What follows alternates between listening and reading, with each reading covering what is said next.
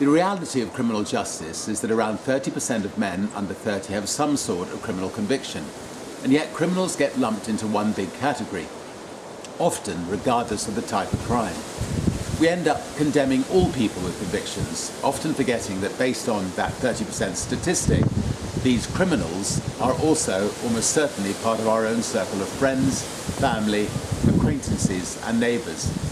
They are people with faces, identities, life stories.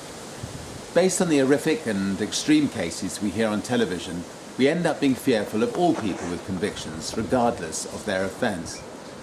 We often forget that many people with convictions have often got there on a pathway that comes from child social care, abuse by others, drugs and mental health issues. We don't condone crime in any way, but we do believe in second chances.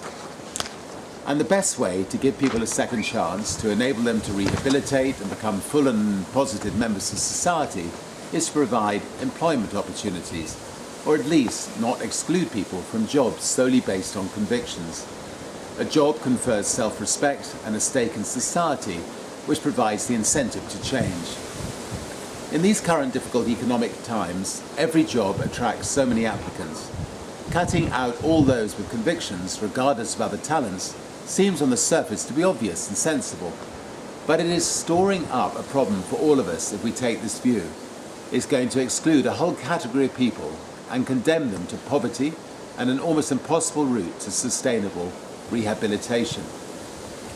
But I just want to say I congratulate the work of No Offence and this conference on the workable revolution to expand the discussion on how we can use employment, both inside prison and outside, as a vital pathway for reducing reoffending and therefore reducing the number of people who end up being victims of crime.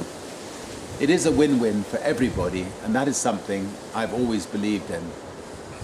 And as an aside, when I was a young man, I messed up somewhat, and if my mother hadn't mortgaged the house, I could well have ended up in prison myself. So if I had had a criminal record, it's unlikely that Virgin would have got born.